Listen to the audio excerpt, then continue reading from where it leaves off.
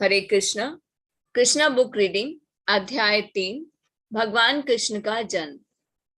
भगवत गीता में भगवान कहते हैं कि उनका प्राकट्य, जन्म तथा कार्यकलाप सभी दिव्य हैं और जो उन्हें ठीक से समझ लेता है वह तुरंत ही वैकुंठ जाने का भागी बन जाता है। भगवान का प्राकट्य या जन्म किसी सामान्य पुरुष का सा नहीं होता, जिसे विगत कर्मों के आधार पर भौतिक शरीर धारण करने के लिए बाध्य होना पड़ता है। भगवान के प्राकट्य की व्याख्या द्वितीय अध्याय में की गई है कि वे स्वेच्छा से प्रकट होते हैं। जब भगवान के अवतार लेने का समय निकट आ गया तो नक्षत्रगण अत्यंत शुभ हो गए। रोहिणी नक्षत्र भी, जो फलित ज्योतिष के अनुसार शुभ माना जाता है, प्रबल था। रोहिणी ब्रह्मा के प्रत्यक्ष संचालन के अंतर्गत माना जाता है। ज्योतिष के अनुसार नक्षत्रों की उपयुक्त स्थिति के अतिरिक्त विभिन्न ग्रहों की भिन्न भिन्न स्थितियों के कारण शुभ तथा अशुभ क्षण उपस्थित होते रहते हैं।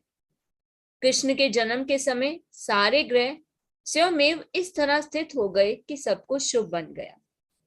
उस समय पूर्व, पश्चिम, दक्षिण, उत्तर सभी दिशाओं में शांति तथा संपन्नता का वातावरण था। आकाश में शुभ नक्षत्र दिख रहे थे और पृथ्वी पर सभी नगरों तथा ग्रामों या गोचरों में तथा जन जन के मन में सौभाग्य लक्षण दृष्टि गोचर हो रही थी। नदियां जल से पूर्ण होकर प्रवाहित हो रही थी और सरोवरों में सुंदर कमल खिले हुए थे।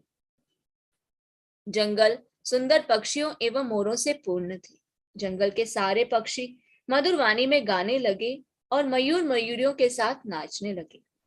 वायु अपने साथ विविध पुष्पों की सुगंध लेकर मंद मंद बहने लगी, जिसका सुग्ध स्पर्श मन को मोहने लगा था। जो ब्राह्मण अग्नि में यज्ञ करने के अभ्यस्त थे, उन्हें आहुति के लिए अपने अपने घर अत्यंत सुहावने लगने लगे। आसुरी राजाओं के उत्पातों के कारण ब्राह्मणों के घर में हवन आदि यज्ञ लगभग बंद हो चुके थे, किंतु अब उन्हें शांति पूर्वक यज्ञ आदि करने का अवसर प्राप्त हो रहे थे। यज्ञों पर प्रतिबंध लगने के कारण ब्राह्मण मनसा वाचा कर्मणा अत्यंत दुखी थे, किंतु कृष्ण के जन्म के समय उन सबके मन स्वयं प्रसन्नता से पूर्ण हो गए, क्योंकि उन्हें आकाश में भगवान के जन्म लेने की घोषणा करने वाली दिव्य वाणी गुंजरित होती सुनाई दे रही थी। गंधर्व और किन्नर लोक के वासी गाने लगे तथा सिद्ध और चारण लोक के वासी भगवान की सेवा में प्रार्थनाएं करने लगे। स्वर्गलोक में देवता अपनी अपनी पत्नियों तथा विद्याधर अपनी अपनी पत्नियों के साथ नाचने लगे। ऋषि, मुनि तथा देवता प्रसन्न होकर फूल बरसाने लगे। समुद्र तट पर हल्की हल्की तरंगों की ध्वनि सुनाई दे रही थी और समुद्र के ऊपर आकाश में बादल थे जो मोह गर्जना करने लगे थे। जब ऐसा संजोग उपस्थित हो गया तो घटघटवासी भगवान विष्णु अंधेरी रात में भगवान के रूप में देवकी के समक्ष प्रकट हुए, जो एक देवी जैसी लगती थी। उस समय भगवान विष्णु के प्राकट्य की तुलना रात्रि के समय पूर्व दिशा में उदित होने वाले पूर्ण चंद्रमा से की जा सकती थी। यहाँ पर यह आपत्ति उठाई जा सकती है, चूंकि भगवान कृष्ण अष्टमी के दिन उत्पन्न हुए, अतः उस दिन पूर्ण चंद्रमा उदय हो ही नहीं सकता। इसके उत्तर में यह कहा जा सकता है कि भगवान कृष्ण उस वंश में उत्पन्न हुए जो चंद्रमा की वंश परंपरा में था। अतः यद्यपि उस रात्रि को चंद्रमा अधूरा था, किंतु चंद्रमा के वंश में ही भगवान के जन्म लेने के कारण चंद्रमा अत्यधिक प्रसन्न था। अतः भगवान कृष्ण की कृपा से वह पूर्ण चंद्र के रूप में उदय हुआ। कमनाकी नामक ज्योतिष ग्रंथ में भगवान कृष्ण के जन्म के समय नक्षत्रों का अत्यंत सुंदर वर्णन मिलता है। उससे पुष्टि होती है कि उस शुभ क्षण में उत्पन्न यह शिशु परम ब्रह्म या परम सत्य था। वसुदेव ने उस आश्चर्यजनक बालक को देखा जिसके 4 हाथ थे, जिसमें वह शंख, चक्र, गदा तथा कमल पुष्प धारण किए था, जो श्रीवत्स चिन्ह से सुशोभित था, जो कौस्तुभ मणि की माला पहने था, पीतांबर धारण के चमकीले श्याम बादल की तरह लग रहा था, जिसका मुकुट वैदुर्य मणि से अलंकृत था, जो पूरे शरीर में अमूल्य बिजावट, कुंडल तथा अन्य आभूषण धारण किए था और जिसका सिर केश राशि से अलंकृत था। बालक के अद्वितीय रूप के कारण वसुदेव आश्चर्यचकित हो गए। नवजात शिशु इस तरह कैसे आभूषित हो सकता है। अतः वे समझ गए कि अब भगवान कृष्ण प्रकट हो गए हैं और इस अवसर पर वे अभिभूत हो गए। वसुदेव ने विनीत भाव से आश्चर्य प्रकट किया कि यद्यपि वे भौतिक प्रकृति द्वारा बद्ध सामान्य जीव हैं और ऊपर से कंस द्वारा बंदी हैं, तो भी सर्वव्यापी भगवान विष्णु या कृष्ण अपने मूल रूप में उनके घर शिशु के रूप में प्रकट हुए हैं। कोई भी सांसारी बालक आभूषणों एवं सुंदर वस्त्रों से सजकर चार भुजाओं सहित और भगवान के समस्त चिन्हों से युक्त उत्पन्न नहीं होता। वसुदेव बारंबार उस बालक को निहार रहे थे और विचार कर रहे थे कि इस शुभ बेला को किस तरह मनाएं। वे सोचने लगे, सामान्यतः जब पुत्र उत्पन्न होता है तो लोग उस अवसर पर खुशियां मनाते हैं और एक मैं हूं कि मेरे बंदी होते हुए भगवान ने मेरे घर जन्म लिया है। मुझे तो इस शुभ अवसर को बारंबार मनाने के लिए तैयार रहना चाहिए। जब वसुदेव ने, जिनका दूसरा नाम आनक दुंदुभि है, अपने नवजात शिशु को देखा तो वे इतने प्रसन्न हुए कि उनमें ब्राह्मणों को कई हजार गौएं दान करने की इच्छा प्रकट हुई। वैदिक प्रणाली के अनुसार जब भी क्षत्रिय राजमहल में कोई शुभ उत्सव मनाया जाता है तो राजा प्रसन्नता के कारण अनेक वस्तुएं दान में देता है। ब्राह्मणों तथा ऋषियों को स्वर्ण भूषणों से मंडित गौएं दी जाती हैं। वसुदेव कृष्ण के आविर्भाव के उपलक्ष्य में एक दानो उत्सव मनाना चाह रहे थे, किंतु कंस के बंदी गृह में बंद होने के कारण ऐसा करना दुष्कर था। अतः उन्होंने मन ही मन ब्राह्मणों को हजारों गायें दान दी। जब वसुदेव को विश्वास हो गया कि नवजात शिशु साक्षात श्री भगवान है, तो वे दोनों हाथ जोड़कर उनकी स्तुति करने लगे। उस समय वसुदेव दिव्य स्थिति में थे, जिससे कंस से उत्पन्न उनका सारा भय जाता रहा। जिस कमरे में नवजात शिशु उत्पन्न हुआ था वह उसके तेज से दे दीप्यमान था। तब वसुदेव ने प्रार्थना करनी आरंभ की, हे भगवान, मैं जानता हूं कि आप कौन हैं। आप समस्त जीवों के परमात्मा तथा परम सत्य श्री भगवान हैं। आप अपने ही शाश्वत रूप में प्रकट हुए हैं, जिसका हम प्रत्यक्ष अवलोकन कर रहे हैं।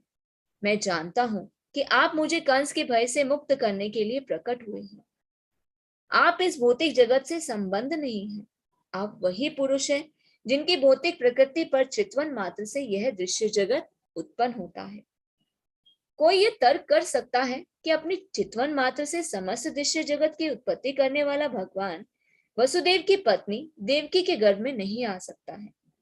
इस तर्क का उच्छेद करने के लिए वसुदेव ने कहा, हे प्रभु, इसमें आश्चर्य नहीं है कि आप देवकी के गर्भ में प्रकट हुए हैं, क्योंकि सृष्टि की रचना भी इसी प्रकार हुई थी। आप महाविष्णु के रूप में कारण अर्णव में शयन कर रहे थे और आपकी श्वास प्रक्रिया से अनेक ब्रह्मांडों की उत्पत्ति हो गई थी। तब आप प्रत्येक ब्रह्मांड में गर्भोदकशाही विष्णु के रूप में प्रविष्ट हुए।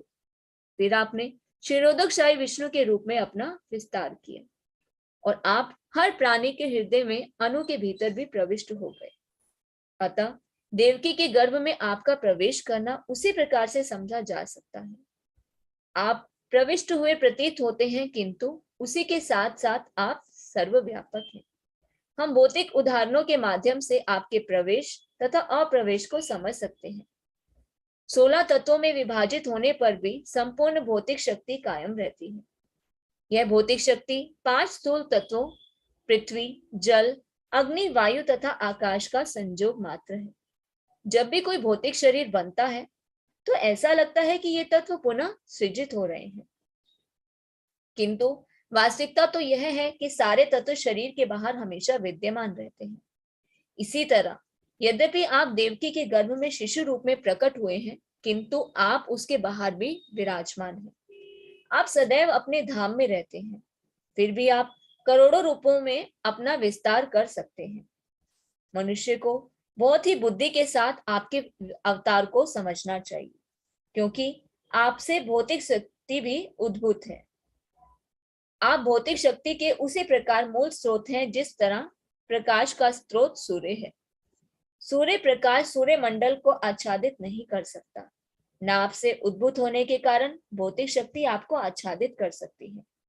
आप भौतिक प्रकृति के 3 गुणों में रहते हुए प्रतीत होते हैं, किंतु वास्तव में ये तीनों गुण आपको आच्छादित नहीं कर सकते। इसे बड़े बड़े बुद्धिमान दार्शनिक जानते हैं। दूसरे शब्दों में, यद्यपि आप भौतिक शक्ति के भीतर प्रतीत होते हैं, किंतु आप उसे कभी भी आच्छादित नहीं होते। वेदों का कथन है कि पर ब्रह्म अपना तेज प्रकट करता है, जिसके फलस्वरूप प्रत्येक वस्तु प्रकाशित होती है। ब्रह्म संहिता से पता चलता है कि ब्रह्म ज्योति परमेश्वर के शरीर से उद्भूत होती है और इसी ब्रह्म ज्योति से सारी सृष्टि उत्पन्न है। भगवद गीता में यह भी कहा गया है कि भगवान ही ब्रह्म ज्योति के आधार स्वरूप है। अतः मूलतः वे ही प्रत्येक वस्तु के आदि कारण है, किंतु अल्पज्ञ सोचते हैं कि जब भगवान इस भौतिक जगत में आते हैं तो वे भौतिक गुणों को ग्रहण कर लेते हैं। ऐसे निष्कर्ष बहुत प्रौढ़ नहीं है और केवल अल्पज्ञ द्वारा ही सृजित है। श्री भगवान प्रत्यक्ष तथा अप्रत्यक्ष रूप में सर्वत्र विद्यमान है। वे सृष्टि के भीतर भी हैं और बाहर भी हैं।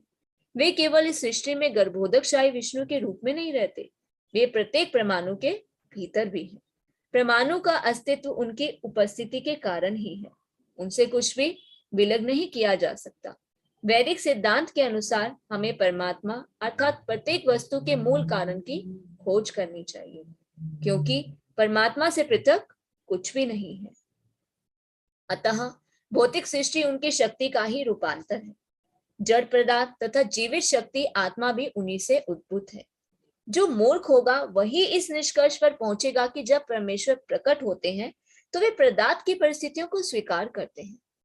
यदि प्रत्यक्ष रूप से वे भौतिक शरीर ग्रहण करते लगे भी तो भी वे भौतिक परिस्थितियों के अधीन नहीं रहते। अतः कृष्ण अवतरित हुए और उन्होंने भगवान के प्रकट तथा अप्रकट होने के समस्त दोषपूर्ण निष्कर्षों को ध्वस्त कर दिया है। हे स्वामी, आपका अवतार, स्थिति तथा तिरोधान सारे भौतिक गुणों के प्रभाव से परे है। क्योंकि आप प्रत्येक वस्तु के नियामक तथा पर ब्रह्म हैं, अतः आप में कुछ भी अकल्पनीय या विरोध मूलक नहीं है। जैसा आपने कहा है, प्रकृति आपकी अध्यक्षता में उसी तरह कार्य करती है जिस तरह कोई सरकारी अधिकारी मुख्य कार्यकारी के आदेशों पर काम करता है। अधीनस्थ कार्यकलापों का आप पर कोई प्रभाव नहीं पड़ता, क्योंकि आप पर ब्रह्म हैं तथा सारे नियम आप में अवस्थित हैं और प्रकृति के सारे कार्यकलाप आपके द्वारा ही संचालित होते हैं। अतः इनमें से कोई कार्यकलाप आप पर प्रभाव नहीं डालता। आप शुक्लम कहलाते हैं। शुक्लम अर्थात धवल परम सत्य का प्रतीकात्मक निरूपण है, क्योंकि भौतिक गुणों से यह अप्रभावित रहता है। ब्रह्मा जी रक्त अर्थात लाल कहलाते हैं, क्योंकि सृजन के लिए वे रजोगुण का प्रतिनिधित्व करते हैं। तमस शिव जी के जिग में पड़ा है, क्योंकि वे संपूर्ण सृष्टि का संहार करते हैं। इस दृश्य जगत का सृजन, संहार तथा पालन आपकी शक्तियों द्वारा संपन्न होता है, तो भी आप इन गुणों से अप्रभावित रहते हैं। जैसा कि वेदों द्वारा पुष्ट किया गया है, हरि हिर निर्गुण साक्षात श्री भगवान सदैव ही समस्त भौतिक गुणों से मुक्त होते हैं। यह भी कहा जाता है कि परमेश्वर में रजो तथा तमो गुणों का अभाव रहता है। हे प्रभु, आप परम नियंता, भगवान तथा इस दृश्य जगत की व्यवस्था को बनाए रखने वाले हैं। आप परम नियंता होते हुए भी कृपा करके मेरे घर में अवतरित हुए हैं। आपके अवतार का कारण संसार के उन आसुरी शासकों के अनुयायियों का वध करना है, जो राजकुमारों के वेश में रहते हुए वस्तुतः असुर हैं। मुझे विश्वास है कि आप उन सबों को उनके अनुयायियों तथा सैनिकों समेत मार डालेंगे।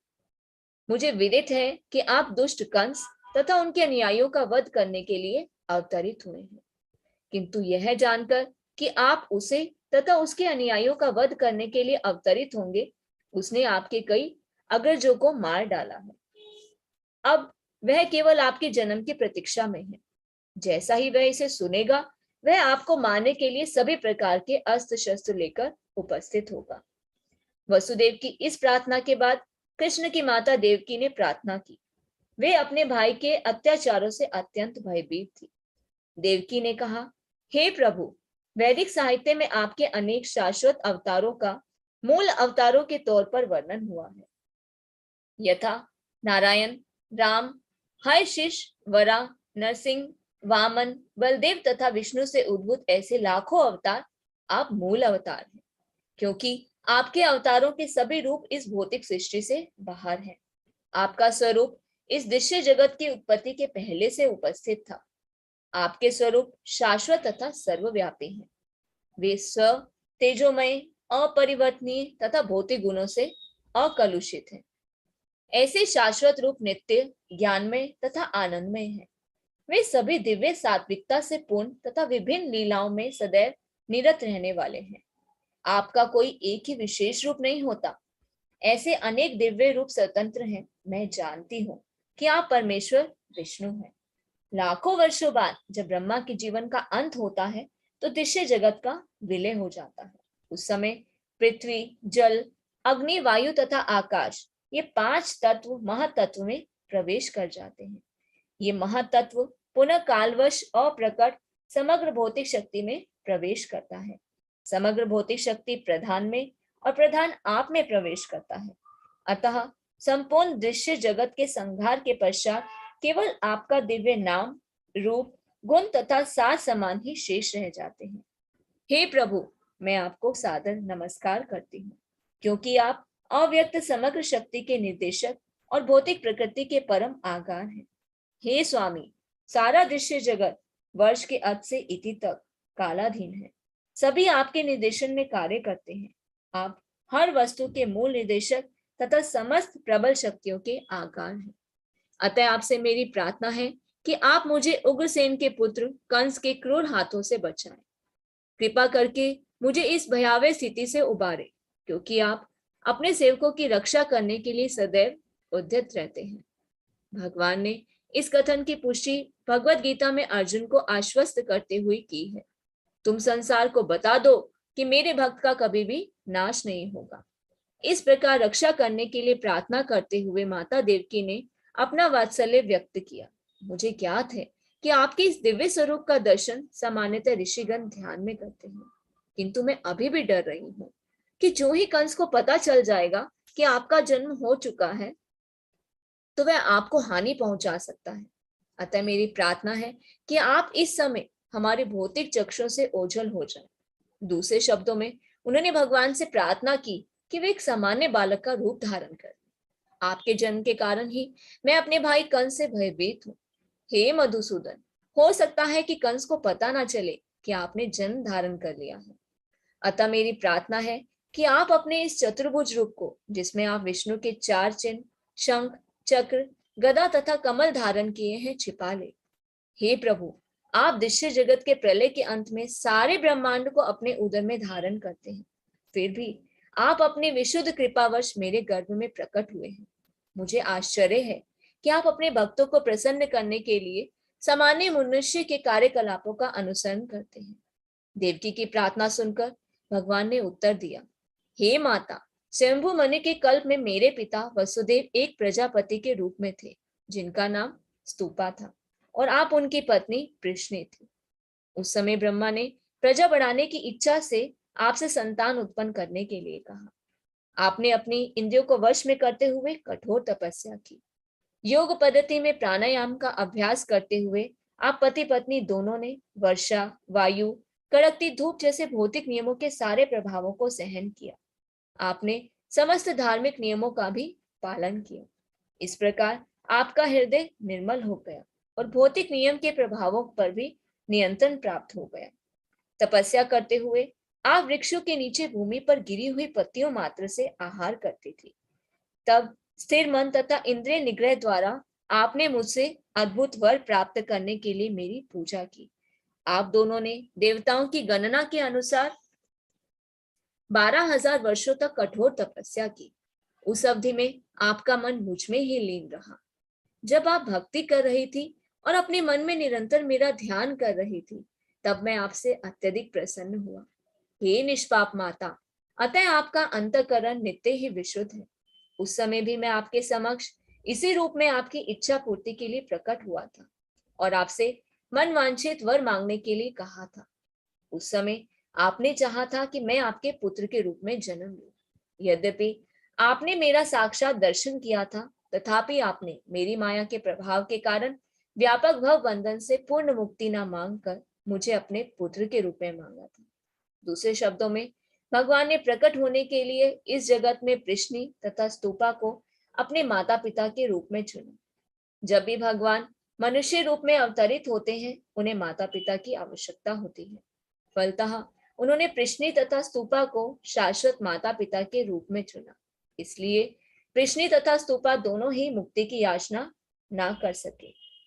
मुक्ति उतनी महत्वपूर्ण नहीं होती जितनी कि भगवान की दिव्य प्रेमा भक्ति होती है।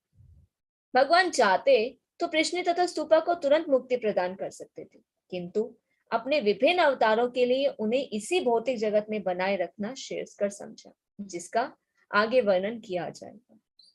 भगवान से उनके माता पिता बनने का वर प्राप्त करके प्रश्नि तथा स्तूपा दोनों अपनी तपस्या छोड़कर घर चले आए और पति पत्नी के रूप में रहने लगे, जिससे वे साक्षात परमेश्वर को पुत्र रूप में उत्पन्न कर सके। कालक्रम से प्रश्नि गर्भवती हुई और एक शिशु को जन्म दिया। भगवान ने वसुदेव तथा देवकी से कहा, उस समय मेरा नाम प्रश्नि गर्भ था। अगले कल्प में आपने अदिति तथा कश्यप के रूप में जन्म लिया, तब मैं उपेंद्र नाम से आपका पुत्र बना। उस समय मेरा स्वरूप एक बोने जैसा था, जिससे मैं वामन देव के नाम से विख्यात हुआ। मैंने आपको वर दिया था कि मैं 3 बार आपके पुत्र के रूप में जन्म धारण करूंगा। पहली बार मैं प्रश्नि तथा स्तूपा से जन्म लेकर प्रश्नि गर्भ कहलाया, दूसरी बार मैं अदिति तथा कश्यप से जन्म लेकर उपेंद्र कहलाया, और तीसरी बार मैं देवकी तथा वसुदेव से कृष्ण नाम से उत्पन्न हुआ हूँ।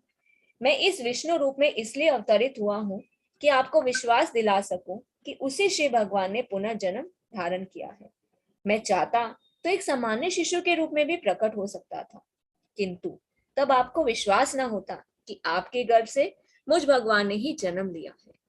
हे मेरे माता पिता, इस तरह आपने कई बार अत्यंत लाड प्यार से अपने पुत्र के रूप में मुझे पाला पोसा है। अतः मैं अत्यधिक प्रसन्न हूँ और आपका अत्यंत कृतज्ञ हूँ। मैं विश्वास दिलाता हूँ कि इस बार आप अपने उद्देश्य को पूरा करके भगवत धाम को वापस जाएंगे। मैं मानता हूँ कि आप मेरे लिए चिंतित हैं और कंस से भयभीत हैं। अतः मेरा आदेश है कि आप तुरंत ही मुझे गोकुल ले चले और यशोदा की नवजात कन्या से, जो अभी अभी उत्पन्न हुई है, मुझे बदल दें। अपने माता पिता से इस प्रकार कहकर उनकी उपस्थिति में भगवान सामान्य बालक बन गए और मौन हो गए। भगवान का आदेश पाकर वसुदेव अपने पुत्र को प्रसूति गृह से वहां ले जाने के लिए तैयार हो गए। ठीक उसी समय नंद तथा यशोदा के घर एक कन्या उत्पन्न हुई थी। वह योग माया थी, अर्थात वह भगवान की अंतरंगा शक्ति थी।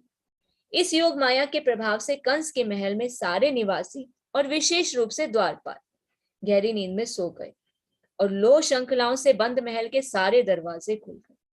रात अत्यंत अंधेरी थी, किंतु जो ही वसुदेव कृष्ण को अपनी गोद में लेकर बाहर निकले तो उन्हें सब कुछ दिखने लगा मानो सूर्य का प्रकाश हो। चैतन्य चरितामृत में कहा गया है कि कृष्ण सूर्य प्रकाश के तुल्य हैं और जहां कृष्ण रहते हैं वहां अंधकार रूपी माया नहीं रह सकती। कृष्ण सूर्य सम, माया है अंधकार। जब कृष्ण को वसुदेव ले जा रहे थे तब रात्रि का अंधकार दूर हो गया। कारागार के सारे द्वार स्वतः ही खुल गए। साथ ही आकाश में गंभीर गर्जना हुई और विष्णु वृष्टि होने लगी। जब वसुदेव इस वर्षा में अपने पुत्र को ले जा रहे थे तो भगवान शेष ने नाग का रूप धारण करके वसुदेव के सिर के ऊपर अपना फन फैला दिए, जिससे वृष्टि से उन्हें बाधा ना पहुंचे। वसुदेव यमुना के तट पर आए तो देखा कि यमुना के जल में गरजती लहरें उठ रही हैं और सारा पाट फेनिल हो रहा है। इतने पर भी यमुना ने वसुदेव को नदी को पार करने के लिए मार्ग दे दिया। ठीक उसी प्रकार जिस प्रकार सेतु बंध के समय हिंद महासागर ने भगवान रामचंद्र को रास्ता दे दिया था, इस प्रकार वसुदेव ने यमुना पार की। उस पार वे नंद महाराज के गोकुल स्थित निवास स्थान में गए, जहां उन्होंने देखा कि सारे ग्वाले गहरी नींद में सोए हुए थे। इस अवसर का लाभ उठाकर वे यशोदा के घर में चुपके से घुस आए और बिना किसी कठिनाई के अपने पुत्र को रखकर बदले में यशोदा की नवजात पुत्री को उठा लाए। इस प्रकार चुपके से घर में घुसकर लड़के को लड़की से बदल लेने के बाद वे पुनः कंस के कारागार में लौट आए और पुत्री को देवकी की गोद में रख दिया। उन्होंने पुनः हथकड़ियां और बेड़ियां पहन ली, जिससे कंस को पता ना चले कि इतनी सारी घटनाएं घट चुकी हैं। माता यशोदा समझती थी कि उनके एक शिशु उत्पन्न हुआ है, किंतु प्रसव की पीड़ा से थक जाने के कारण वे प्रगाढ़ निद्रा में थी। जब वे जागी तो उन्हें याद ना रहा कि उनके पुत्र हुआ है या पुत्री। इस प्रकार लीला पुरुषोत्तम भगवान श्री कृष्ण के अंतर्गत भगवान कृष्ण का जन्म नामक तीसरे अध्याय का भक्ति वेदांत तात्पर्य पूर्ण हुआ। हरे कृष्ण।